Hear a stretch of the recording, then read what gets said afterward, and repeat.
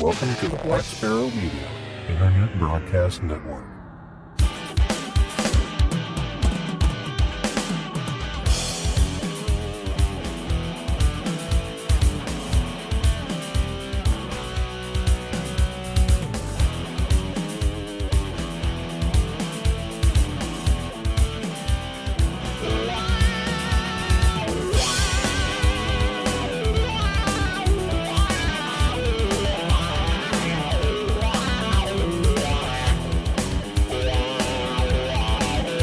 You are listening to Linux in the Ham Shack. LHS is a podcast about Linux, open source, and amateur radio, for everyone. Now here are your hosts, Cheryl, W5MOO, Russ, K5TUX, and Bill, NE4RD. Well, hello everybody and welcome. You have tuned in to episode number 569 of Linux in the Ham Shack, the most terrific amateur radio podcast on the internet. And you have joined us for a Weekender. This is the 125th edition of the Weekender, so thanks for being here. We really appreciate it. And we're going to start off with a random topic choice, which could be Linux, could be technology, could be ham radio, could be a little bit of both, could be hedonism, who knows. And then after that, we will get into our standard hedonism topics of food and booze and all the stuff that makes life worth living. But before we get to that, we'll go ahead and introduce ourselves. I'm Russ, K5TUX. I'm Cheryl, W5MOO. And I'm Bill, NE4RD. All right, very good. So we're all here this time. It usually happens on the Weekenders because Cheryl has to do her little bit, you know, so we can all eat the next day. But we're going to start off with a random topic choice. And thanks to our listeners, we have lots of choices on our random picker wheel now.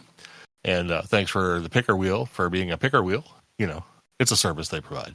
So I'm going to, and I noticed that the volume was turned down, so we might actually hear the picker wheel this time.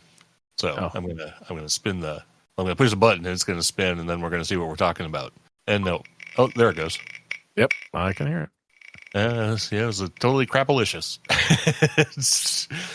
Oh, look, did it pick a hedonism topic? Oh, it did. It did pick a hedonism topic. It almost split off onto the next topic, but it did pick a hedonism topic. And this one is one that we just started exploring. May go quick. Who knows? But the topic is Korean barbecue versus hot pot. You got this last night from the poker game, didn't you? I did, yeah. I call it fixed. It's fixed. Well, I can do a screenshot of my screen. No, it's okay. Do you want the next topic? Because I can tell you what the next topic would have been. No, that's good. Very good. We can. It was one of Steve's topics. So, we'll have to save that for next time. Well, it might get picked next time. It might not. Who knows?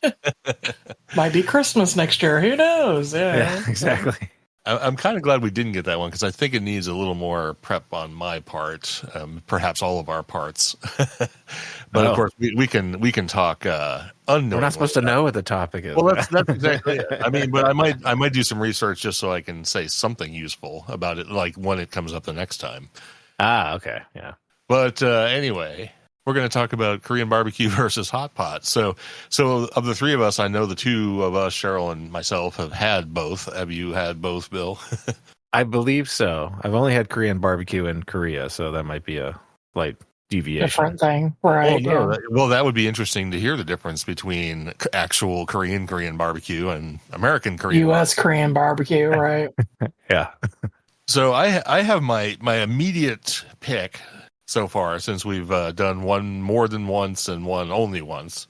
I dig the Korean barbecue. I think hot pot is good, and I definitely want to do it again. And both of these, of course, are like dining in social situations. You know, they're better with friends because they're kind of like, you know, get together, cook your own food, and depending on what you get, can be really, really good. I think the Korean barbecue, I just really like the flavors of the Korean barbecue stuff. And of course, hot pot is soup.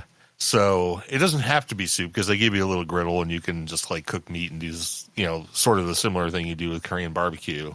But you also get the added ability to do soup. So I don't know. I think I rate like Korean barbecue like a 9 and hot pot like an 8 so far, you know. until I get a chance to do it again. The restaurant we have is I think it's a chain. It is a nationwide chain, right? Shabu. No, I don't believe so. Oh, it's not. Okay. No, I think it's them. If they were a nationwide chain, I think they would be a little more handicap friendly. Well, that's true. That could very well be. They said they're going to fix that though. So. Well, yeah, hopefully. So The one that it was thing definitely. about. Go ahead. Oh, you. Sorry, no, yeah, no, I was coughing. It was definitely not wheelchair friendly at all. So I think that's what leads me to believe that it's something local. The owners are definitely Asian, but I think even if it were a chain, they would still probably be Asian. They would possibly be, yeah. But you don't know, yeah. Well, our waitress was not Asian, so.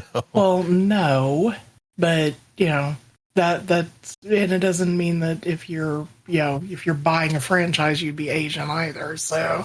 Well, that's true, but you kind of do what you know, so maybe a better chance that they're of the Asian persuasion. But anyway, the cool thing about the Shabu hot pot that we have here, and I don't know if they're all like this, but except for the meats, which come straight out of the kitchen, a lot of the stuff like the seafood and the vegetables and the noodles and things like that are all on a big conveyor. So all of the food just kind of like trundles past your table, and you just take what you want to put in your hot pot. And it's kind of cool. The Korean barbecue place doesn't have that. They just bring you all the stuff, and then you throw it on the grill and grill it. But so they're kind of interesting. So what do you think, Cheryl? Before we get to Bill's take on authentic Korean barbecue. Excuse me. Of both, I think I like the Korean barbecue a little more, but I'm also a huge fan of soup, where you're kind of on the fence about it a little bit.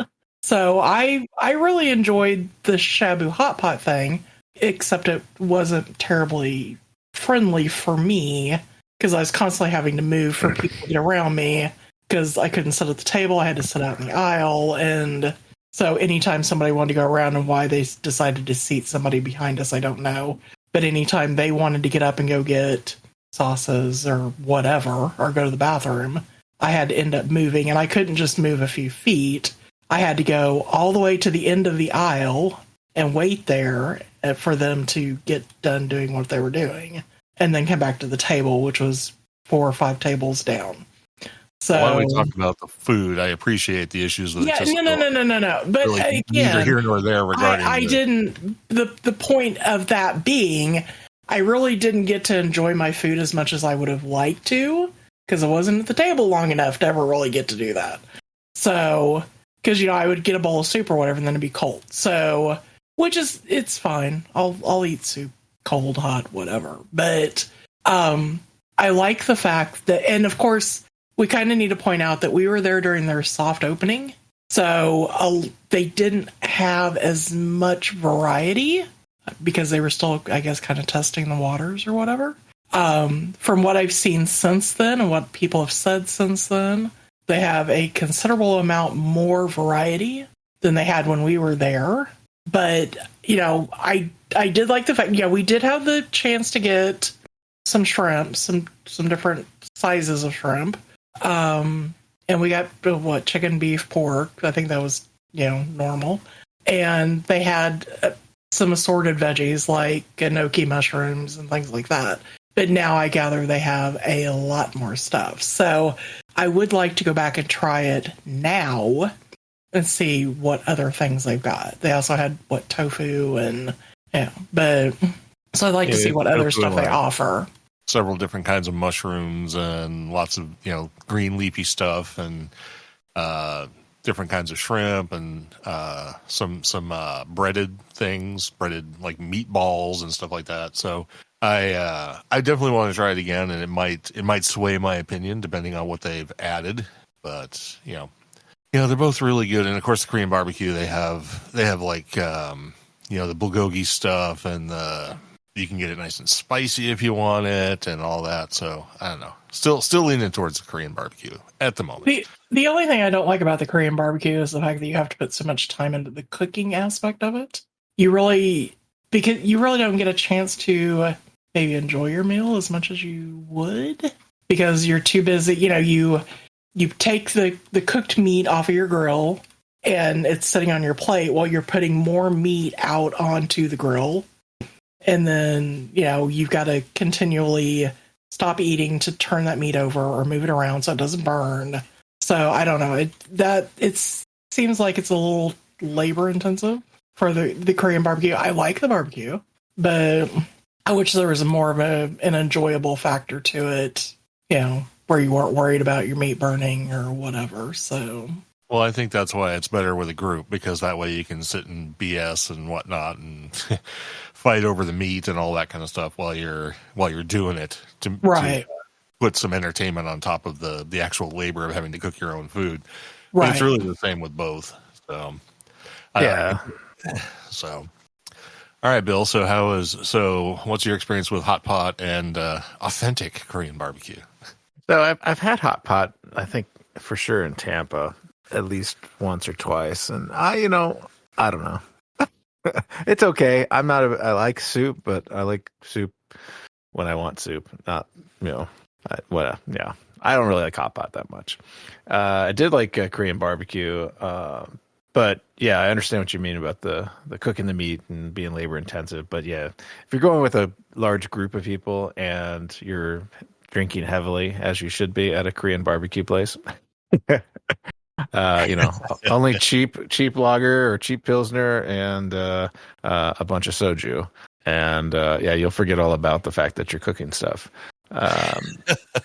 The big part about that is, all the side dishes. And I think that's what really makes the Korean barbecue special is what they bring you in the, whatever they call it, the bangpan or something like that, the side dishes. Because the side dishes are really, how you're kind of building everything together, whether that be, rice, various types of kimchi, cucumber, regular, See, ours doesn't offer that. There's like 4 or 5 different side items that they will bring you, but there's you've got to so we're missing the whole side item aspect. And I've heard other people say, the Korean barbecue I went to had like 20 different side items that came out, and I'm like, oh yeah, we only get like 4. And the meat although is plentiful, it's just normally not a huge component of the experience and stuff like that, and here it's the meat as the the big thing, and the side items are just whatever, and Russ isn't a big fan of the side items that they serve here, so I'll eat a couple of them and others I won't eat because I'm just not impressed. But if there was a nice big bowl of kimchi there, I would be right in the middle of that because I love kimchi. I think kimchi is one of the options. Is it? Yeah, they don't normally have it on the table, so you might have to ask for it. But you might have to ask for it. Yeah. I mean, I don't know. Like I say, when I was in Korea doing it, they basically filled the table full of the little dishes all over the place. So it's kind of like trying to find room to put your glass for soju and your beer. So, but yeah, it was great. Dropping the meat in the lettuce. Little cups and then filling it full of other crap and then eating all that. It's really good. I highly recommend the Korean barbecue restaurants with the little piggy as their icon in Korea. They were very good. Went there a few times. Yeah, now we had that experience with the little plate thing at the hot pot place at Shabu, because I think because like when the stuff was coming around on the conveyor belt, we were just like grabbing everything. So we had like 50 little plates on our table. It was like we didn't have room to actually like eat anything because we were just stacking up bowls the whole time. But it was still pretty fun.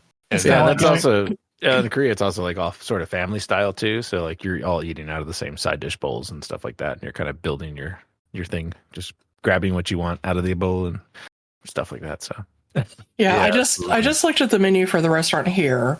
As their side items, I have garlic, jalapenos, lettuce leaves, pickled vegetable medley, corn salad, pickled radishes, and vegetable pancakes. That's all they offer. There's kimchi. I'm sorry. I was going to say, I'm pretty sure I saw kimchi, but but radishes are okay. But what was okay? Radishes. The pickled radishes. Right. Yeah, you won't eat them, but Well, I might, but there's a comment from Steve in the chat about bibimbap, and we both just recently experienced bibimbap, and we both love it. It's really good. There's a little one of those what do they call these new style trattoria things where it's like just a bunch of restaurants under one roof. You know what I'm talking about? There's probably It's a name like a for food court thing. It's like a food court, but they're standalone. They're not in a mall. But it's a big building full of them, so. Right. And they usually have a bar and stuff like that. And so we have a new one of those, and they have a great place that it does bibimbap and other Korean stuff. And it's, very good. Very good. Except you didn't like the Korean corn dogs. The Korean corn dogs are just a little over the top. I mean, there's just... It was just so not really good. You should have had more of it. I'll get bibimbap, and you can have a Korean corn dog. Oh, I had both last time, so... I had both last time, too, and I think I'll just stick with the bibimbap this time. Well, you did have the corn dog, though. You shared my corn dog. You had poke. That's right. I had poke, too, because I am a huge fan of poke. But we're not talking about poke tonight, so... Yeah. Thumbs up for the corn dogs. You get 2 thumbs up for the corn dogs. Yeah, the corn dogs are good, so... If they were...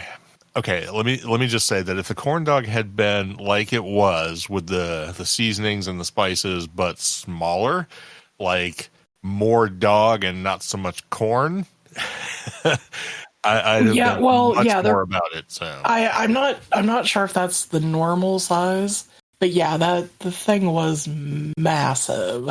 So it was, If I could have got that in like a Sonic size corn dog, right, you would have been fine. All of that, yep. Yeah, but instead that was like about the diameter of a baseball, probably. Yeah, kind of like a baseball bat. It was huge. Yeah, kind of like a baseball bat. Yeah, it was huge.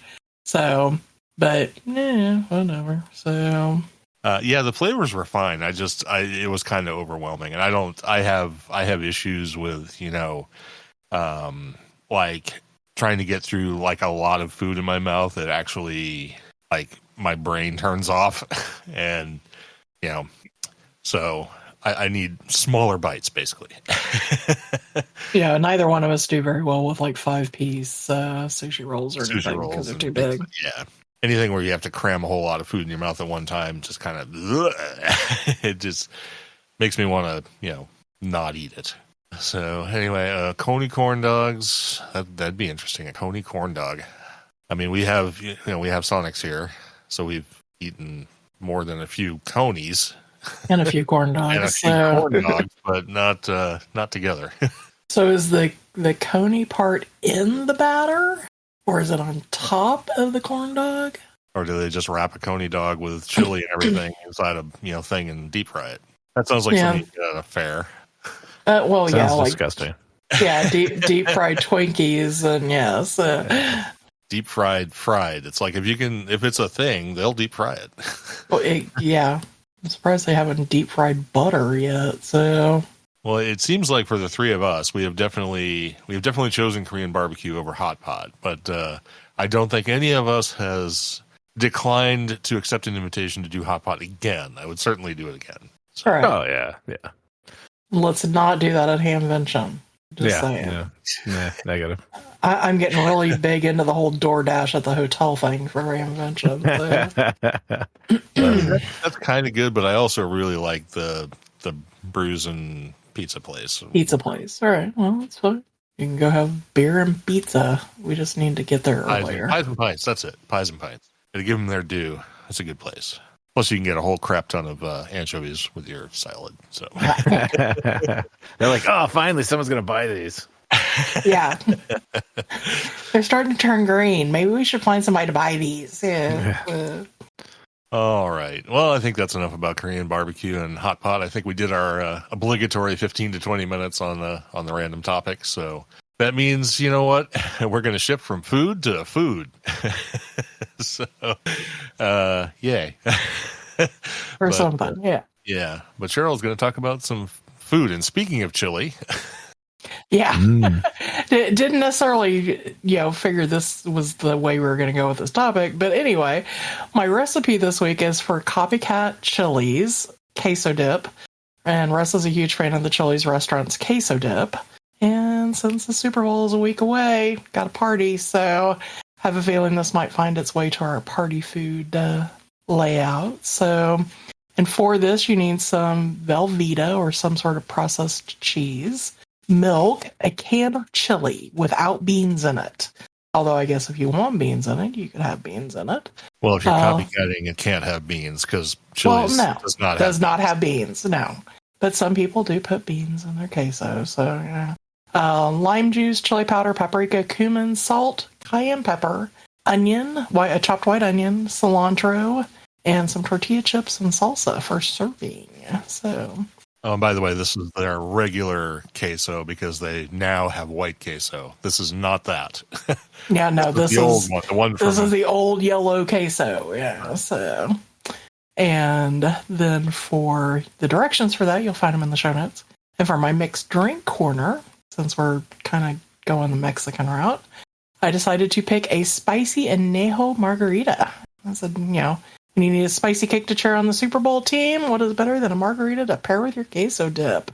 So for that, you need some añejo tequila, some orange liqueur, some lime juice, simple syrup, some chipotle chili powder, and sugar or salt on your rim, and a lime wedge to garnish your drink. So... Yeah, Steve is like, Chili's. I don't like Chili's. Chili's is crap. I don't know why anybody goes to Chili's. And I'm like, probably because you're in Texas and Chili's serves Tex-Mex food, and it's probably for people who aren't from Tex-Mex land. Tex-Mex land. Yeah. So, oh well. Yeah, we used to go to Chili's all the time back years and years and years ago. Like when we did too, and we stopped. We stopped going. Recently, we started going occasionally, but it's been what 3-4 months since we've been to Chili's. We stopped at a Chili's on our way to New Hampshire in September. I think that was the last time we stopped at a Chili's. So yeah, I don't know. 14 years. I still love Chili's. I mean, their queso dip is amazing, and I will just eat that all day long.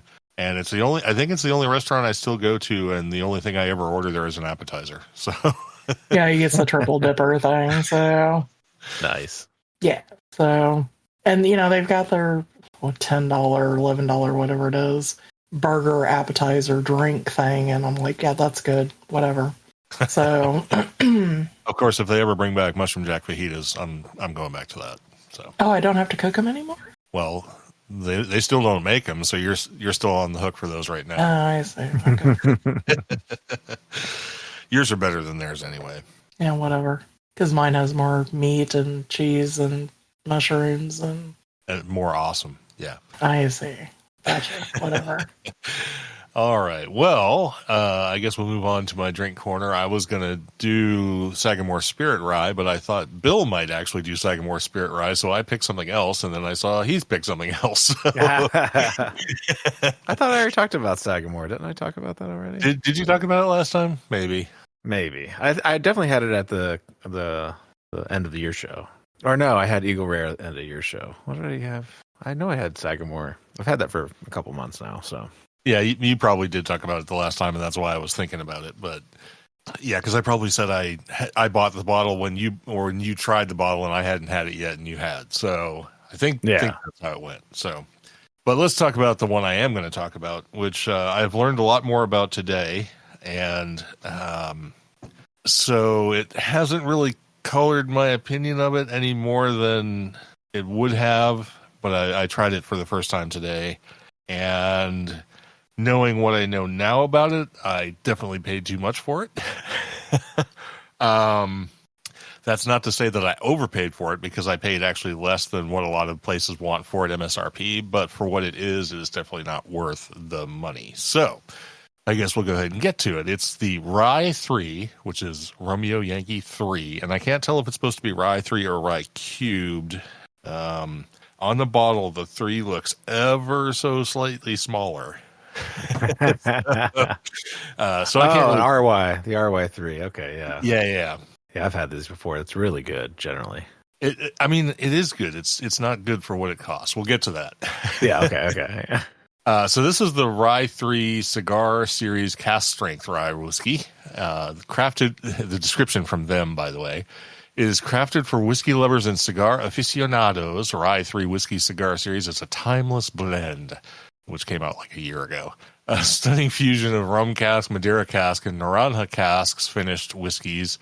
Finished further with French oak staves. Pair your favorite cigar with Rye 3 Whiskey Cigar Series and make every moment one to celebrate. Now, I'm going to reserve the right to alter my judgment because I am actually going to have this tomorrow with a cigar. So I'm going to see if it changes anything about the way I feel about it.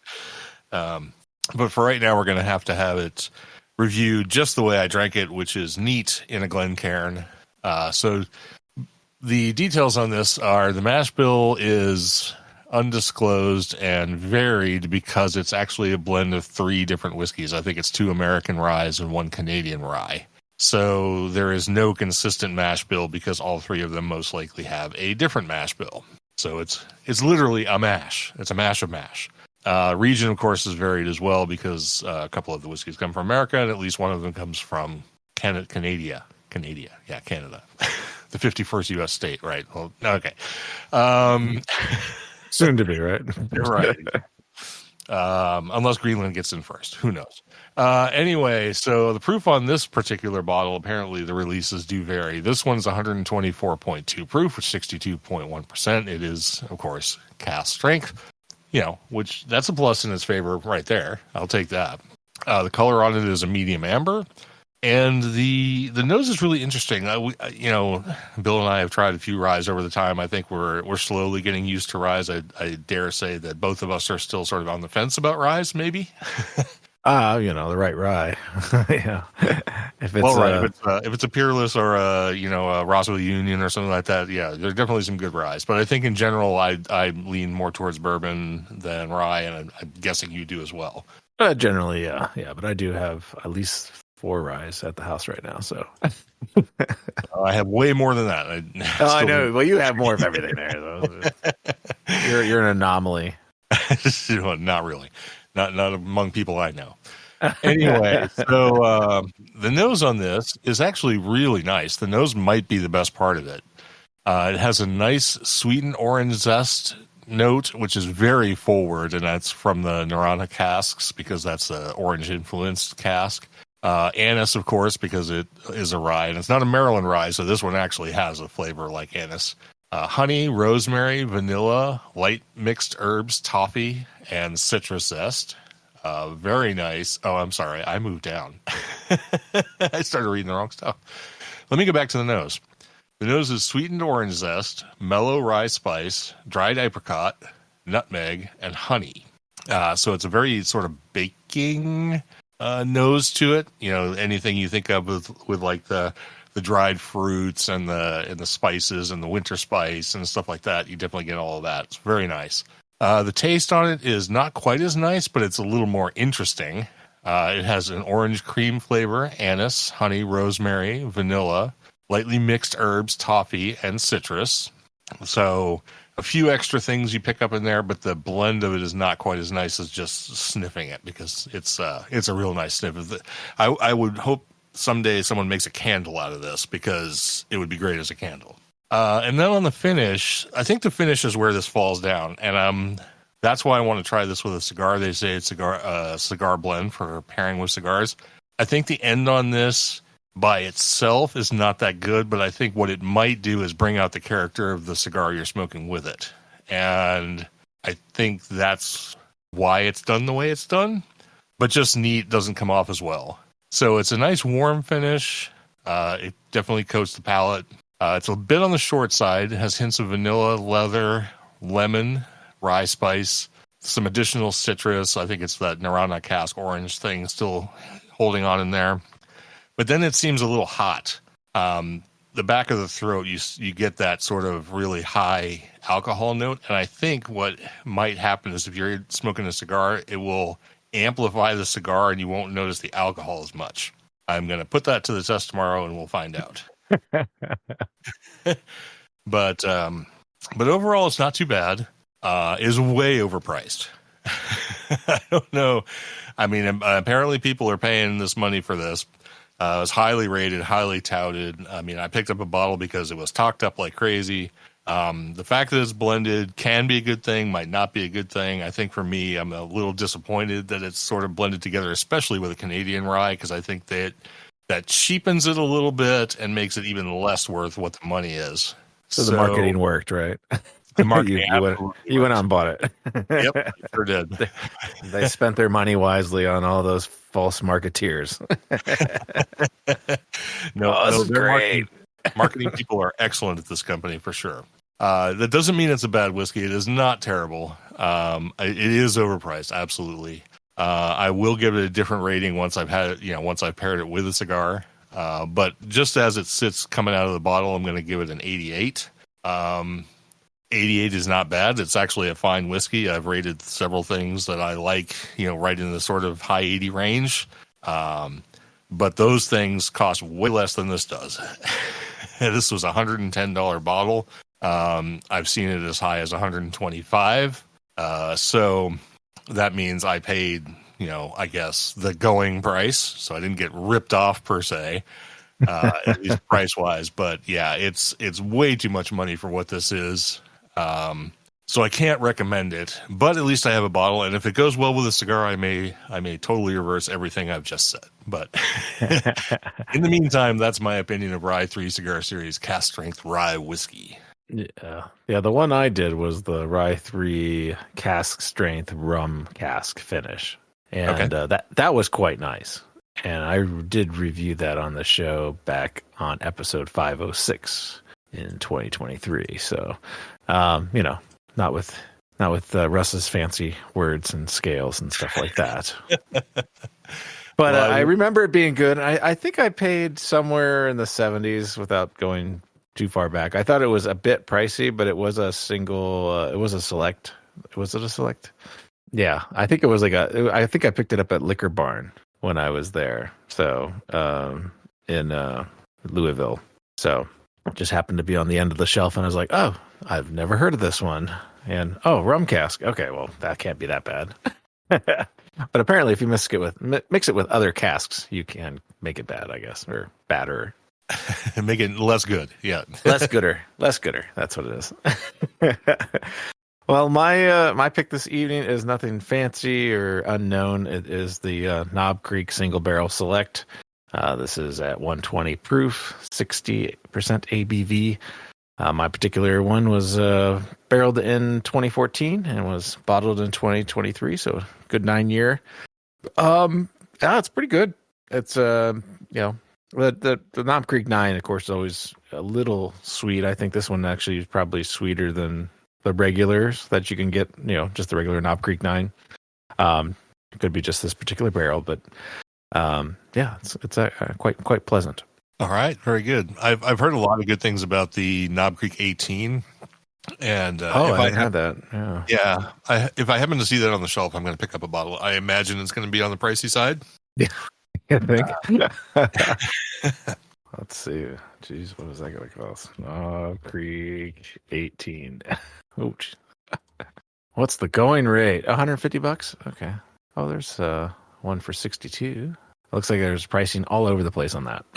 Yeah, and I'm not going to go look for it, but if I happen to see it, I'm definitely going to pick up a bottle because it has been well touted as well, kind of along those of this Rye 3. But I know what Knob Creek is, and I have a feeling that if people like what they taste and it's a Knob Creek, then it's probably going to be quite good. So, all right. Well, that brings us down to the end of the hedonism and on to announcements and feedback. And we did have one bit of feedback. This was from like a month ago, and I don't remember addressing it. But we did do a deep dive on Wavelog, and I don't know if we want to speak to this other than to point to the deep dive on Wavelog, because I think it answers this question. Yeah, we may have elaborated a little bit there. But this comment on episode 556 from T. Grossner says, can you elaborate on the Wavelog project? I'm an avid cloud log user, host my own ham control PC, and run an installation for my club. Is there a compelling reason I would want to migrate to Wavelog? And I'm pretty sure we addressed this issue or this question quite directly in the deep dive. So just go to the website, do a search for the Wavelog deep dive, and your question shall be answered, Mr. T. Grossner. Or Miss T. Grossner, whatever. And if it says anything, I'm still running it. So I am as well. I just turned my radio on the other day and finally made some contacts. So I just tested to make sure it still works, and it logged automatically up into my shared host in the interwebs. Very nice. I use Wavelog for the most part every single day. So yes, check out the deep dive. All your questions shall be answered, at least from our perspective. And thanks for the question, and thanks for listening. And can I point out that he was basically addressing that episode? that wasn't the deep dive though, was it? Yes. No, the deep dive was 555. Right. So I guess he needs to either listen or perhaps re-listen, because I'm pretty sure we answered that question.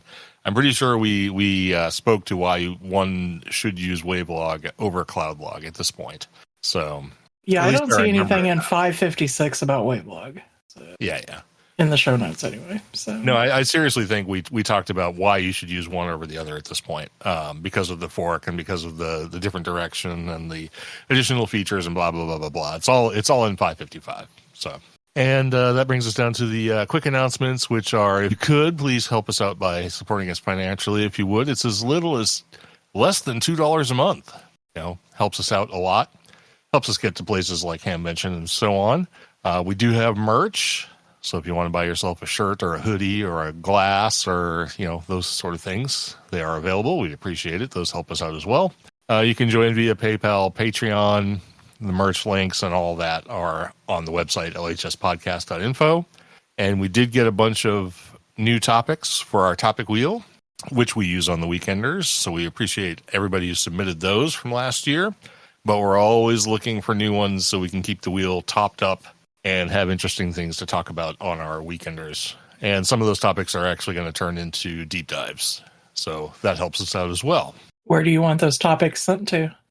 Info at lhspodcast.info. Well done. There you go. Well done. All right. Yeah. So thanks, everybody. We really appreciate that. And speaking of thanks, we need to get to our subscribers and Patreons and all the folks who've joined us on the social medias. And Cheryl's going to run down through the list. Okay. So that list starts with our subscribers and Patreons. And Clayton Workman is in that list. There were no free Patreons this time, excuse me. No Facebook. On Twitter, there is at Guinness Devnall and at Jim_W1JT. On Instagram, there is Antenna-Kit. On Mastodon, there is Sabies. Blue Sky, there is Sabies. On the mailing list, there was Erdem Delior Man Lee.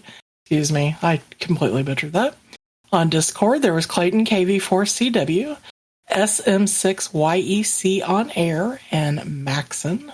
On YouTube, there was Steve Muse and Louis Pacheco. On the live chat, we have Steve, KJ5T, Mike, K6GTE, Tony, K4XSS, and David, Shenanigans Unlimited, W4DPE. We have a shout out from Dave to Clayton, was a KV4CW, says he's a cool guy and he's in his local club.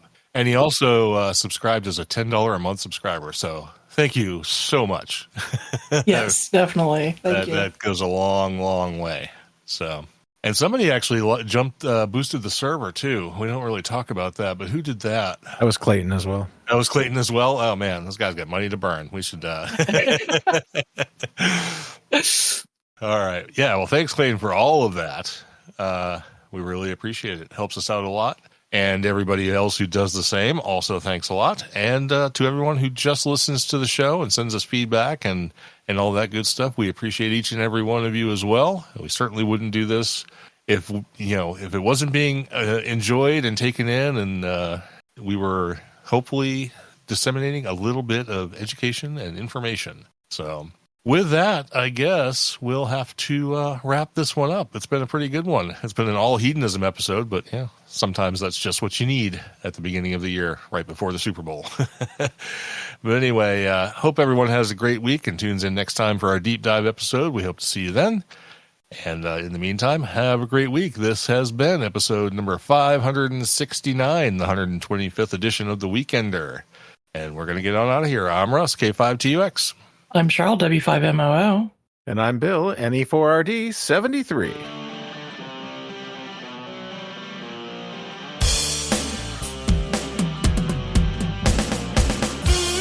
Thank you for listening to this episode of Linux in the Ham Shack. LHS is a community-sponsored podcast. Live recordings are Sunday nights at 8 o'clock Central Time. Our homepage can be found at lhspodcast.info. You can support the podcast via Patreon at patreon.com/LHS podcast. We're also on Discord, Facebook, Instagram, YouTube and Mastodon. Contact us via email at info@lhspodcast.info or via voicemail at 190954777469. That's 1909 LHS show. We also have merch. So until next we meet, remember to always heed your hedonism.